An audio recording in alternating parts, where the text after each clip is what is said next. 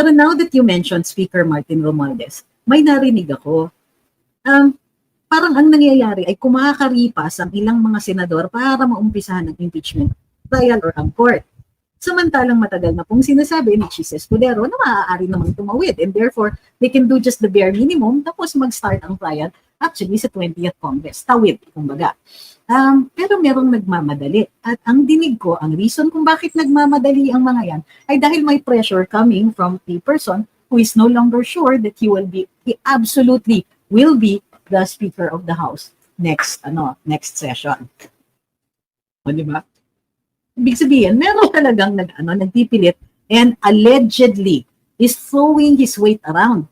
Ibig sabihin, itong taong to nagpipilit talaga, mag-impeachment court na, dalian nyo na, convene nyo na yan.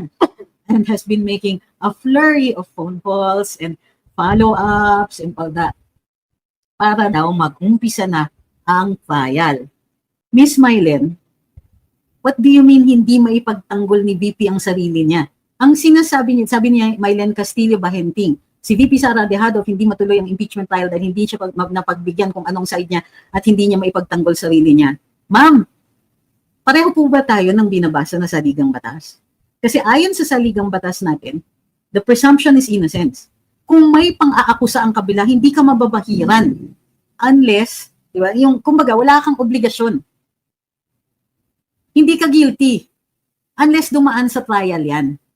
So, ang sinasabi ninyo is, okay lang na balahurain siya ng balahurain tapos sa kanya mo ibibigay yung obligasyon to clear her name.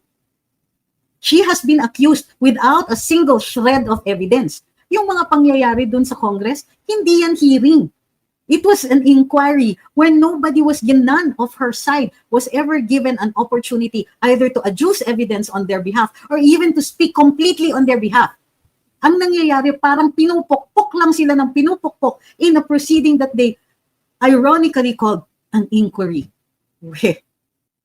Ang tingin ko niyan is that what you're doing is you are rewarding the people who bullied her by saying, parang may obligasyon siya dapat, she should clear her name. That's the biggest lie ever said before. That when somebody accuses you baselessly in a proceeding where you cannot even answer, you cannot even be given a chance to defend yourself, that you have the obligation now to clear your name? Wow, that's wrong on so many levels.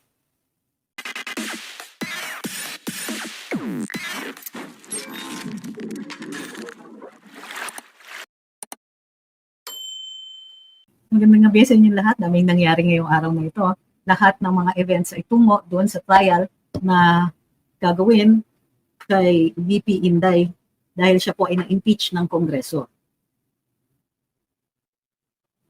Sabi ni President Bangag, yun yung name niya talaga. Ako'y na-stress, nabwisit ako sa mga kalaban ng bayan. Oo nga eh. Well, wala naman din pong bayan na walang kalaban. So, ganito talaga ang politika sa Pilipinas. Kung kaya't, ang nangyayari kasi masyado tayong invested in a particular outcome, kailangan muna aralin natin kung bakit umaabot dun sa punto na gayon at saka kung tayo ay magbe-benefit or not tungkol dito. Ngayon, dito mayroong, of course, nag-umpisa yan. Buong araw may balita, tuloy-tuloy. Kaya merong ang Inquirer, live updates parati. So nag-umpisa 11 ng umaga kanina, nag-announce na Senator Hontiveros na ang minority daw sa Senado ang magi-initiate ng ng impeachment ngayong araw na ito. So, nag-press conference pa siya at sinasabi na constitutional obligation daw nila ang mag-hold ng trial. Then nakalagay sa saligang batas, sila ay may mandato. So, it's up to the Senate to determine kung tutuloy yan, kung ano pa yung mga issues that need to be resolved para tumuloy sila sa trial. Okay. Tapos, hindi ko alam kung saan nanggaling yung suggestion na dapat i-collapse into just 2 impeachment complaints, bale, 2 allegations doon sa articles of impeachment, pero sabi ng prosecutors ng House, hindi daw kakayanin. So, anong ibig sabihin niya? Ibig sabihin, lahat nung nandun sa articles of impeachment, itutulak nila na maituloy. Uulitin ko opinion ko ito, pero ang tingin ko puro fishing expedition lang. Sinama nila lahat in the hopes na may isa makalusot.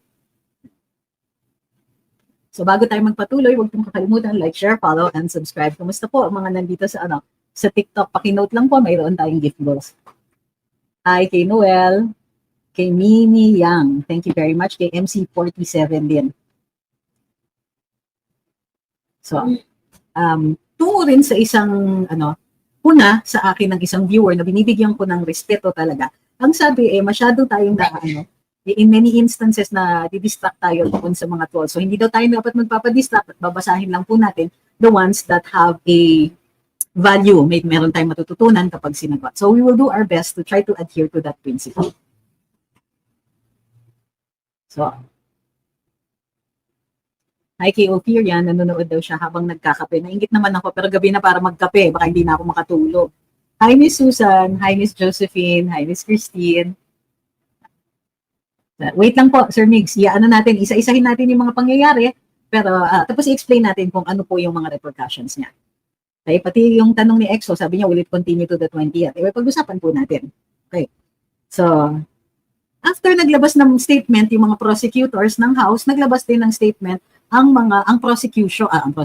defense. Yung mga abogado ni VP Inday nagsalita at sinabi, hindi sila magre-respond dun sa press con ni Senator Risa, dun sa mga sinasabi ng House Prosecution Panel, hindi daw sila magre-respond. Kasi, most of the issues can be dealt with during the trial, pero most of all, sinasabi nila is, the entire proceeding suffers from serious constitutional infirmities. Ibig sabihin, marami pa silang maaaring i-challenge both sa proseso, sa articles of impeachment, sa mga pangyayari during the impeachment itself in Congress. So, bago daw tumuloy sa trial, if at all tutuloy ito sa trial.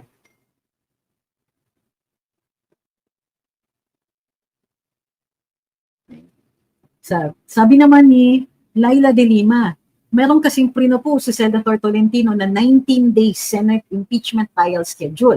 Nag-react ngayon kasi parang 4 na araw lang yung actual trial period, presentation of evidence, 2 araw sa prosecution, 2 araw para dun sa defense.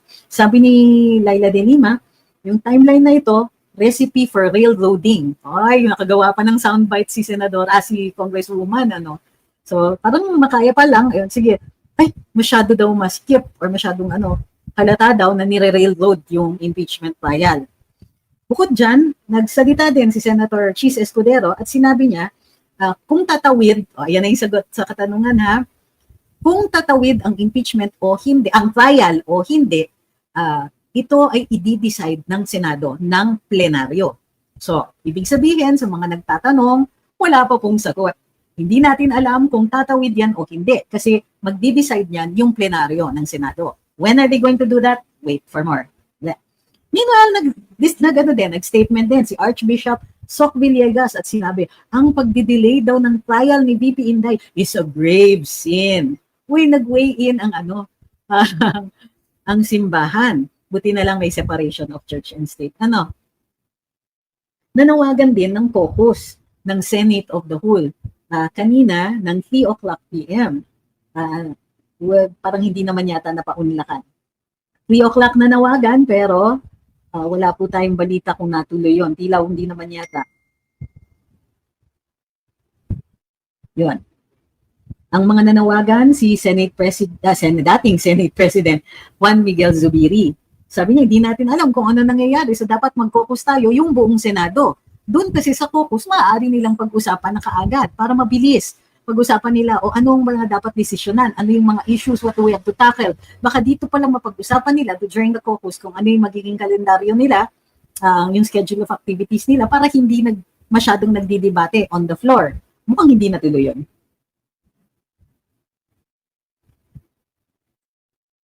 So, at 4:53, at 4:00, nag-move si Senate Minority Leader Aquilino Pimentel para i-convene ang Senado as an impeachment court to try the case of Vice President Sara Duterte. Ang motion niya ay yung Senate legislative business ay masuspindi. Ibig sabihin, yung mga dapat ipasa na bills na nasa final reading na dapat, teka muna, isang tabi yan. I-convene yung impeachment court right away, meaning noon na, right at that moment. Tapos si Senate President ay mag-oath bilang presiding officer. After that, i-administer yung oath sa mga miyembro ng Senado. nag-move din siya na pag na-convene na yung impeachment court, kailangan i-swear in na rin yung mga senador, yung senator judges. Tapos, mag-decide sila ng kalendaryo.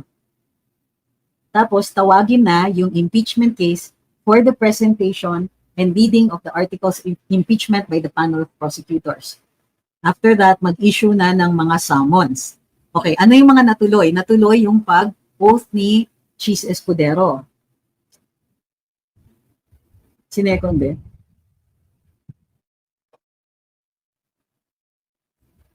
Pero ang talaga pag-swear in ng the rest of the senators will be tomorrow pa ng hapon. Meanwhile, nag-draft rin ng sariling resolution si Senator Robin Padilla at inihain kanina, ang sabi niya, ang request niya, bali motion niya, dinraft na niya yung reso in case sumang-ayon yung Senado. Doon sa kanyang motion ay ibasura na yung impeachment case. Pero hindi pa siya nag-file ng reso. Hindi pa siya nag-file ng motion, dinraft na niya yung reso, pero yan po ay ihahain pag na-convene na yung impeachment court. Next.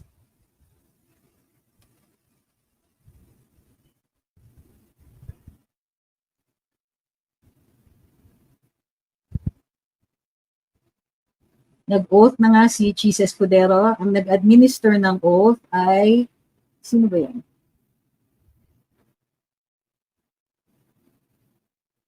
Nag-oath pa lang siya, hindi pa nako-convene yung impeachment court, ha? So, sino ba itong nag-ano? Hindi sinabi kung sino yung ano. Actually, you can take your oath before a notary or any other person who is empowered or who is given a mandate to administer oaths.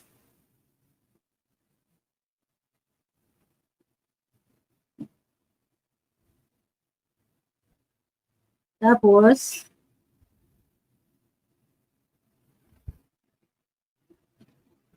si Senator Joel Villanueva, nag-motion siya to clarify na although nag-swear na ng oath si Senator Cheese Escudero, hindi po SecGen.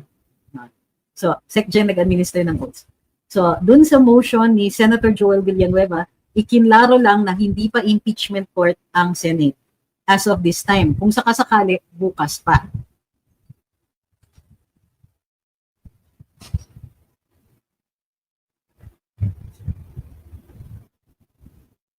So, although may motion si Senator Pimentel, hindi pa nakalagay, and it was seconded, hindi pa tayo sure kung ito po ay ang magiging, ay napaunlakan lahat. Obviously, hindi, kasi ang nagawa lang ay yung pag-swear in ni Cheese Escudero.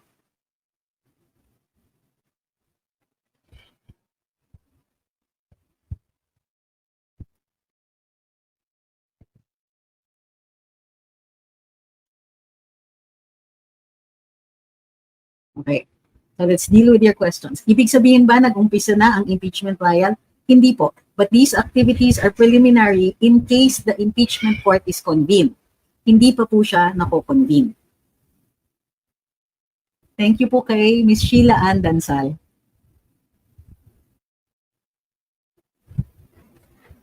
Thank you rin kay Ophir yan. Alright, balikan ko yung mga comments niya kasi ang dami eh.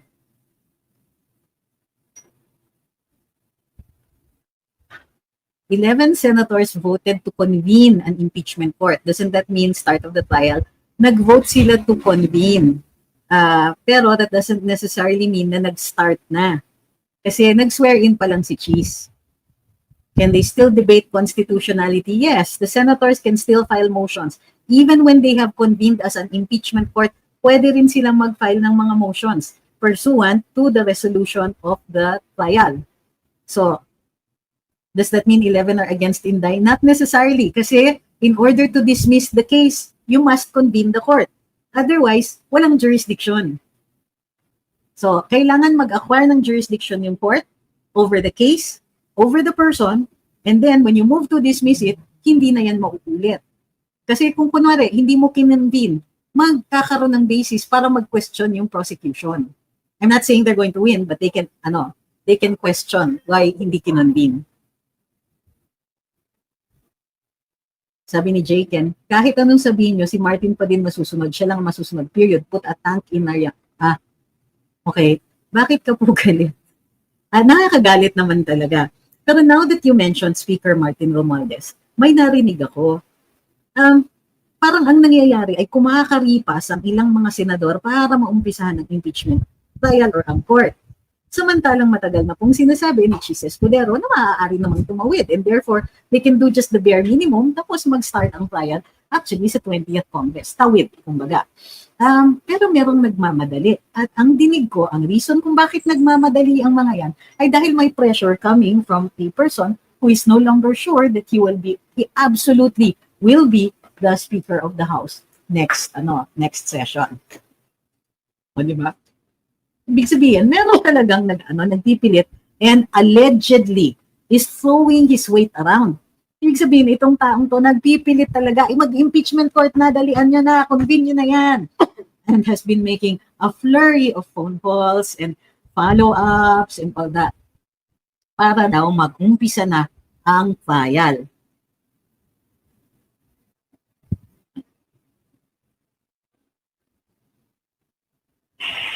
Uy, maraming salamat dito sa kabilang side. Sabi ni Jean Gray, ang tagal naman ng Supreme Court. Okay, uulitin ko yung sinabi ko kahapon and the day before. Ang Korte Suprema po ay naka-decision writing month. Ibig sabihin, wala pong pagdidinig, walang oral arguments, at wala pong tinatanggap o ini-issue ng mga bagong order for all cases, not just the GAA, not just PhilHealth, not just the BICAM, for all cases. Wag naman po natin bigyan ng maraming meaning yon. Kasi lahat po ng kaso ay ginagawa. Kumbaga, nagde-decide ang court ngayon, marami silang dinidispose ng mga kaso. They are writing decisions for the entire month, nakakalendaryo po yon. Kung kaya't, ang mga pagdidinig, yung mga oral arguments will be set for July and onwards. It doesn't necessarily mean na may pinapatagal, na merong bad faith, na meron tayong paghihinalaan. No, kasi lahat ng cases ay walang pagdidinig. Okay, walang oral arguments lahat. Lahat na may oral arguments.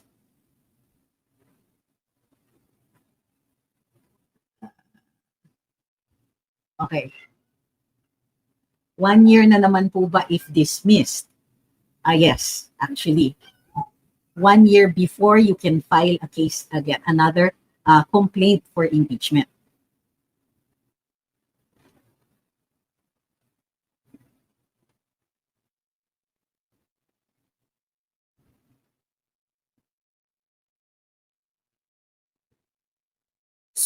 Garrett?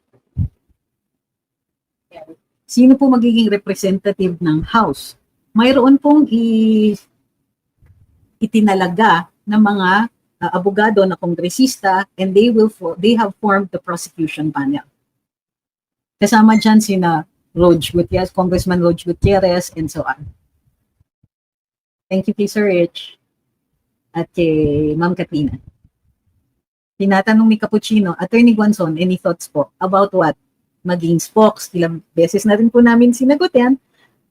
Doon po ako sa sinasabi ni VP Inday. Ang sinabi ni VP Inday is, hindi pa nila napag-uusapan sa OVP, but Attorney Guanzon is free to keep on talking. It's just that when she talks, she does not represent the Vice President. Sa akin, they're probably weighing it pa. Kahit ako, there are pros and cons to it for the moment. Okay naman, magaling na abogado si Attorney Guanzon, but will she be a good spokes? We have not seen her as a spokesperson before. Iba po ang bardagulero sa spokes. So wag po kayong malilin lang. Yung nagbe-briefing sa palasyo ay hindi po spokesperson yun. So kung yun ang gusto ninyong bardagulin, hindi dapat trabaho ng spokes yun. Kasi bardagulan eh. So kung ako yan, kasi nga, pag ikaw ang spokes, representante ka. So kung babardagulin mo, it has to have the approval of your principal. Na ganun yung paraan at ganun yung sasabihin. Para sa akin, pagdating sa bardagulan online, walang tatalo talaga. One of the best talaga si Attorney Guanzon. But whether or not she will be a good spokesperson will depend on the standards of VP Inday. So para sa akin kasi, my only thoughts are, if VP Inday thinks that she's the best for the job, supportahan ko yun. Sabi ni JT, but the president said no to impeachment of VP Sara. Nobody listens to him now. Well, wala pa naman. Ganito yan, ha? Like I said, you have to convene the court, let the court acquire jurisdiction para ma-dismiss it, so that they can also decide on the dismissal. Hindi yan pwede basta i-dismiss. Diba? So we don't know yet kung tuloy yung impeachment o hindi. Not based on what happened today. And the defense team, sabi ni Patatotini, subpoena pertinent records from BBM and banks to AMLAC to prove monetary bribes allegedly given to representatives that prompted them to sign the impeachment complaint. Ako, in theory, that's a different case. So, it will really depend. Para sa akin, ha, kasi the only issue that is on trial is whether or not the vice president can be removed. Ngayon, if she is questioning the impeachment in the House, then she can question that in the Senate. Pwede yun if the Senate takes cognizance of that in relation to whether or not she has been appropriately impeached. Pero normally, kung yung trial at trial lang, hindi yun, the only issue is did she or should she be impeached or not. So, yung sinasabi ninyo, tumanggap yung mga kabila at nag-decide sila. That means you are questioning whether or not the articles of impeachment were appropriately passed in the Congress. If money had changed hands, then it had not been appropriately passed. I'm not sure if the Senate will agree to a fishing expedition. Kasi fishing nga yan eh. Hindi mo alam na meron pumasok na pera dyan sa bangko, pero humihingi ka ng order para makahanap ka ng ebidensya. Kailangan alam mo na mayroong pumasok doon.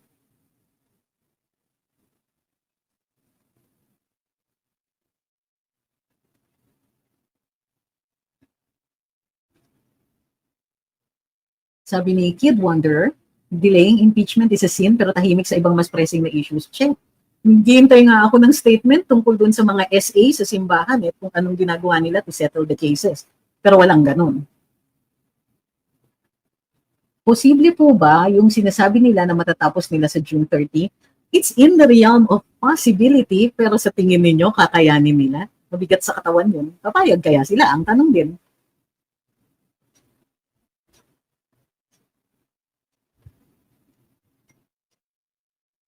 But Mig Zubiri voted to convene an impeachment court. Kailangan mo ngang i-convene to dismiss.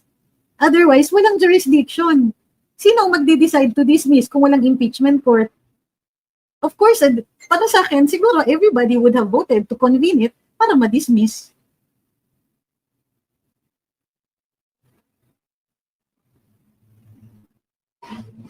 Sabi ni Bear, I'm sorry pero wala akong respect sa mga pari na nakikisaw-saw sa politics. Dapat ang pari magpalaganap ng salita ng Diyos.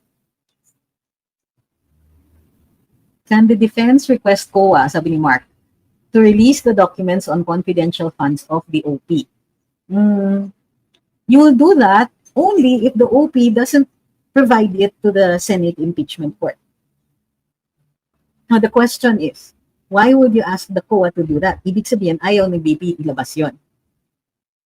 Do you really want to go there? Or, pag sinabi ni BP, sige, wala, and they will not object to the COA releasing the documents in their custody. Pero kung ako yan, ako yung vice president, ako yung nasasakdal, at alam ko, walang problema yung mga dokumento na ako na mismo magsasubmit because they have a copy. Or they should. Unless, yun nga, they never kept copies because the memorandum requires that all the documents be turned over to COA. Sabi ni Picada, Sok Villegas is a modern-day Pharisee. Hi, Miss Natividad.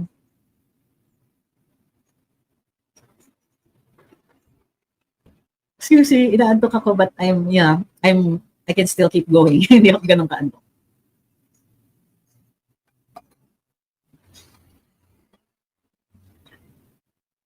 Uulitin ko, lahat po ng oral arguments have been reset to after June 2025. Yung mga nagtatanong ng status, nakakapagod po yung mga maraming nagtatanong tapos paulit-ulit ha. Reminder lang po. So, kung hindi ko masagot yan, ibig sabihin nasagot ko na po. Uulitin ko na lang for now. Kung may updates po, I assure you, i-update ko kayo. Pero sinabi ko na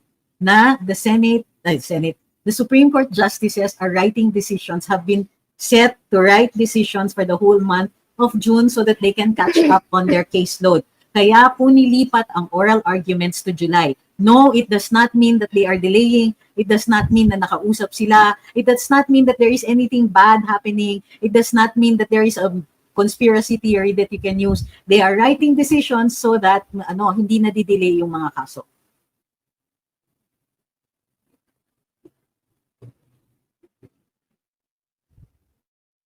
Huwag niyong i-flood, RLN Roofing. Ask ko lang, kasali po ba ang new elected senators na magiging judge? Hindi pa nga po natin alam kasi ang magdi-decide niyan is the Senate Impeachment Court.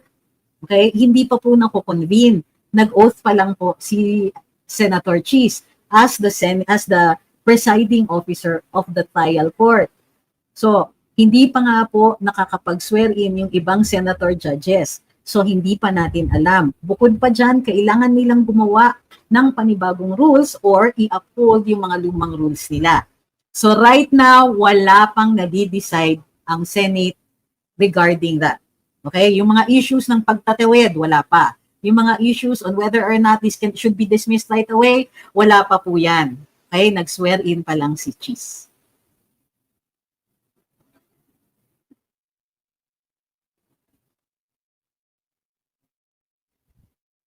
What are the chances na ma-acquit o mag-abstain ang mga senators? Para naman akong hininga ng bolang kristal niyan. We don't know, but if you will count political alignments, it looks very much like a dismissal, not acquittal, a dismissal of the articles of impeachment.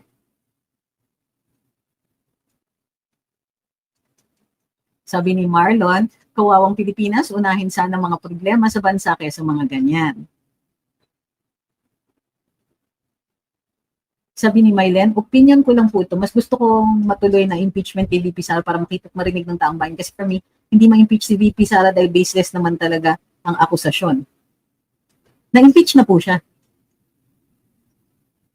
Sabi ni Echo Cruz, yung 200 peso wage hike, binaliwala na. But ang daming congrats kay Coco Aguisa, sabi ni Silver Bullet. Did they win? No. Nag-start lang na, nakapag-oath lang si Cheese. That's one of the motions filed by Senator Coco.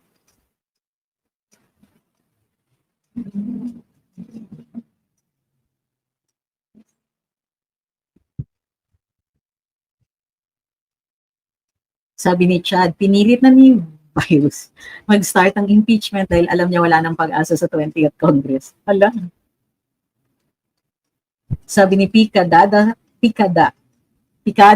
Diyos ko, sorry, 64. Nasa atin pa rin ang huling halakhak. Sabi ni Danica, bloodbath na talaga. Sabi ni Kinetics, pag nag-increase daw ng wages, increase din sa price ng commodities. Pwede may chance po ba ma-dismiss ang impeachment sa June 11? Tapos na po yung impeachment. Ang hinihingi niya yung dismissal ng articles of impeachment. Posible. Pero like I said, it really depends on, kailangan pag nag-convene sila, magde-decide pa sila sa rules and so on. So tingnan natin kung aabot.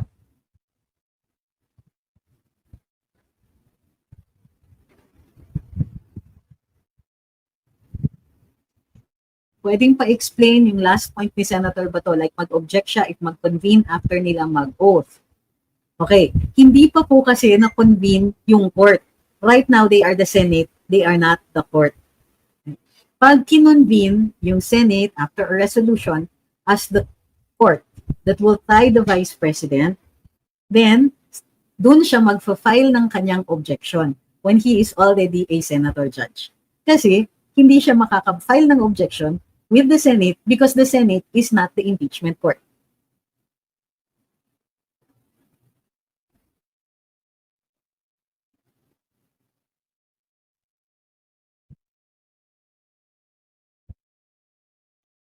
Bakit na-attach si Coco Pimentel? Talo na nga siya. Na-attach siya kasi mawawala na siya sa sa Senado by June 30. So, parang huling hirit. Sabi niya siyang halatang abala kay VP, baon na Pilipinas sa utang. Sana, sabi ni Jake, who are the senators judges? Edi all the senators.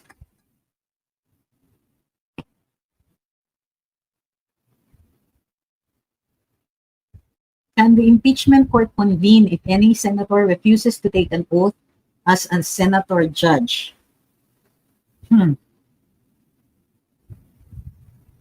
I think that you cannot compel somebody to take an oath. You cannot compel somebody to do anything that's against their will. You can only punish that act. So, I think they can convene pa rin. You cannot hold it hostage.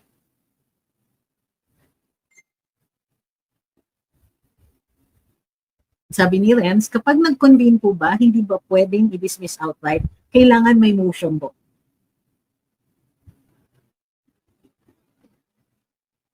Sabi ni Carl, for me, I think since VP Sara has the numbers, it's better ituloy ang impeachment. It's better to convene the court para may dismissal. You know why ayokong ituloy? Because it will take a long time or some time. And during that period, the senator judges are vulnerable. I'm not saying that they can be convinced to vote in a certain way by offers of sweet things. But what I'm saying is that they're vulnerable to such offers, if any. Sabi ni Kokoy Davao, bakit hindi na lang sinabay yung oath bukas sa lahat? Bakit si Cheese muna nag-oath? Because the Senate President will convene will be the one to call out for the convening of the court. He can also start all of the administrative necessities.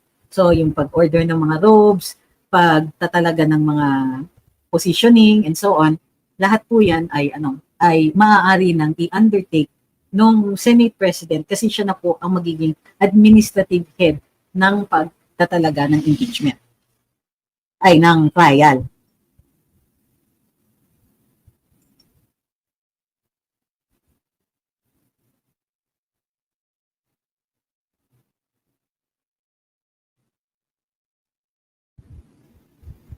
Hi kay Gracia. Sabi ni JV, may impeach po ba talaga si VP? Impeached na po siya. Like I said, ang impeachment happens in the House. Kawawa naman, we're hoping for betterment sa Mindanao. Hindi pa po siya natatanggal. That's what the trial is for, to determine whether or not she should be sanctioned, either by admonition, suspension, removal, disqualification, etc. Hindi pa natin alam kasi wala pang trial.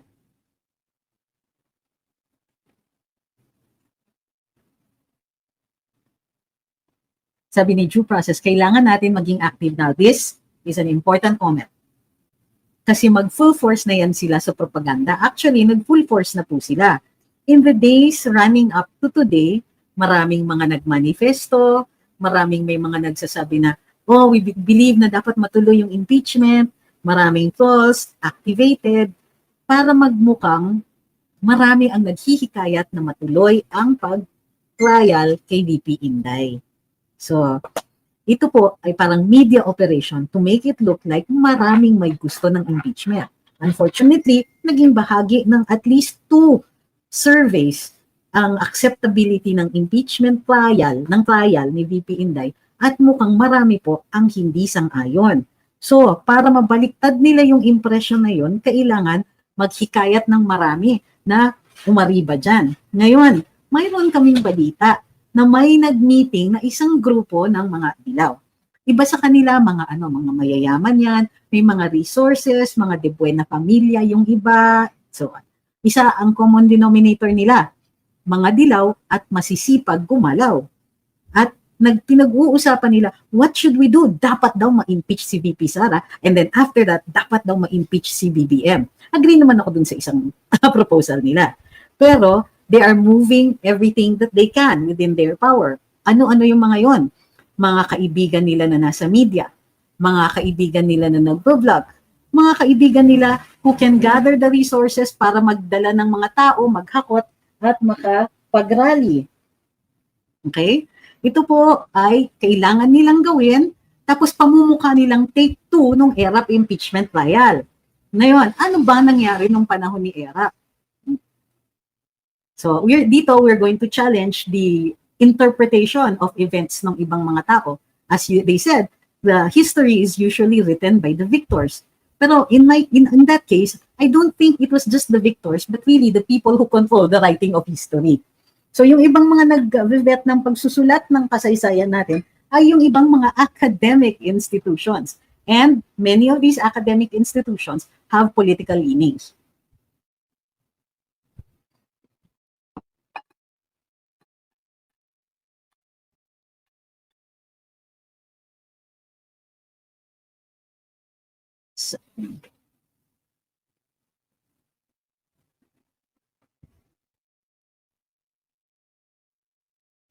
May effect po ba yung resolution ni Robin na de facto? De facto means parang in fact, ginawa niya yung resolution. Pero hindi pa po yan in effect. Kasi for a resolution to have any effect, it must be passed by the Senate or in this case, by the impeachment court. There has to be a motion that is voted on by the plenary if it's in the Senate or by the senator judges if it is the impeachment court. So, wala pa po. Hindi pa po yan magkakabisa until napagbotohan yan.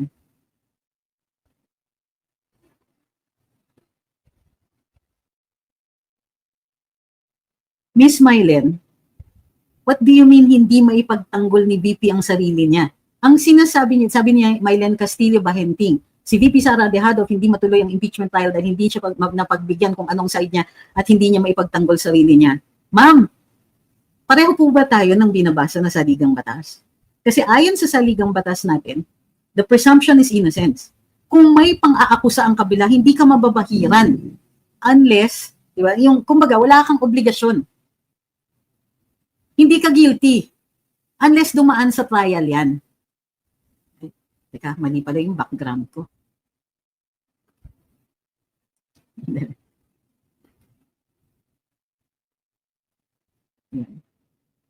Sorry, nagkamali ako ng background. Hindi ma-upload. So, ang sinasabi ninyo is, okay lang na balahurain siya ng balahurain, tapos sa kanya mo ibibigay yung obligasyon to clear her name. She has been accused without a single shred of evidence. Yung mga pangyayari dun sa Congress, hindi yan hearing. It was an inquiry where nobody was, none of her side was ever given an opportunity either to adduce evidence on their behalf or even to speak completely on their behalf. Ang nangyayari, parang pinupukpok lang sila ng pinupukpok in a proceeding that they ironically called an inquiry. Ang tingin ko niyan is that what you're doing is you are rewarding the people who bullied her by saying, parang may obligasyon siya dapat, she should clear her name, she should clear her name. That's the biggest lie ever said before. That when somebody accuses you baselessly in a proceeding where you cannot even answer, you cannot even be given a chance to defend yourself, that you have the obligation now to clear your name? Wow, that's wrong on so many levels.